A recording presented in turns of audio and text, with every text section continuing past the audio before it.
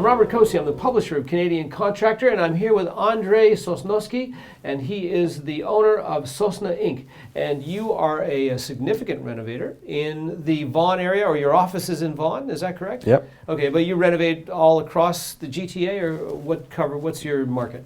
Yeah, mostly Richmond Hill, North York, and Vaughan. Now, you've been in Canada how many years? About 20 years, 25 years? 23. 23 years, okay. How did you come over, and what made you decide that you wanted to start a construction business here? I came over here because I was invited to teach Russian martial art. Okay. I wasn't actually allowed to do anything else except for teaching martial art, and I did that for 1 year.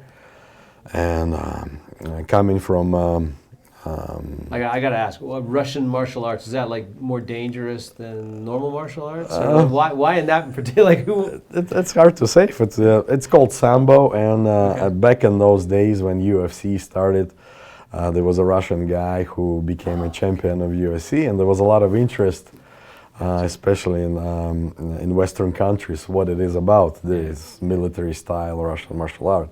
Now, when you first came to Canada, I understand you landed in Sudbury? In Timmins. Timmins? Timmins, Ontario. You poor man. Yeah. Unbelievable. That's the introduction to Canada, the Timmins. Yes, yes. So tell me, and now you're in Timmins, you're teaching Russian martial arts. That's a long way from being in Toronto and running a successful contracting business. Yeah, so I spent 1 year there, had a few good students, but not nearly enough to support myself. So I had to do some construction work, labor work, just to have enough money for food. So that's how I started working in construction. I wasn't planning on opening up a business or anything like that. And then a year later, I moved to Toronto once again to teach the martial art, and I continued to do the construction because I guess I wasn't successful enough in martial arts to. Just not a good enough killer. That's right. All right. Yes. Okay. But construction was better, and you began a construction company in 2000. In 2001, a few years later, I worked for many different companies, and I really liked that. I learned lots of stuff. I worked long hours, and my story is really typical, I think. I was a one-man operation, then I opened up my own company. I was still a one-man operation.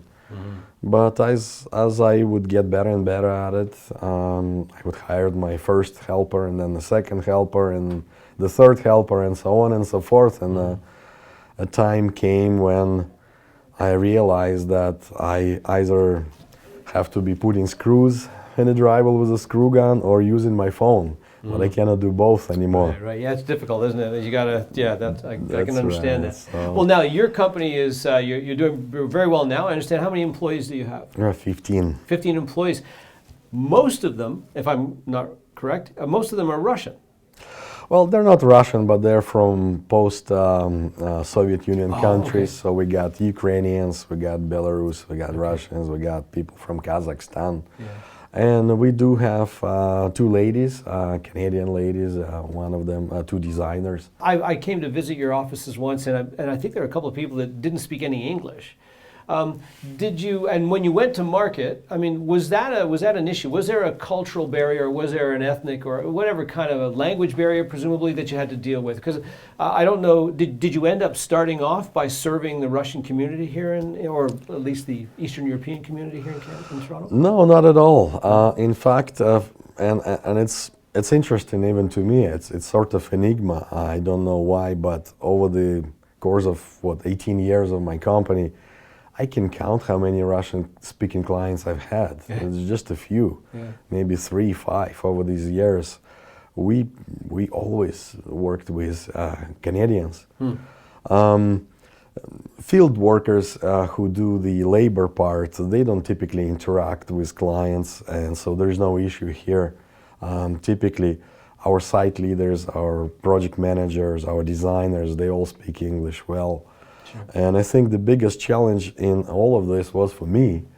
All of a sudden finding myself, instead of building walls in offices and putting up the doors, all of a sudden I'm running a business. Right. I'm running people, I'm dealing with clients, with vendors, with suppliers.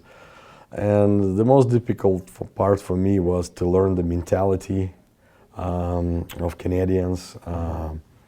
I studied English really hard, so it's still not perfect, and of course it's not. You did pretty good.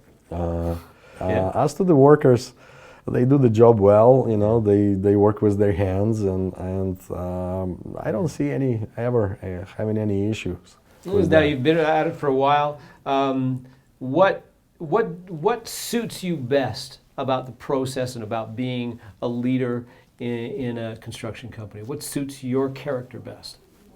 Obviously, when you see the final product, when you finish a project, and typically our projects last half a year, from the design stage to the completion, it's at least half a year.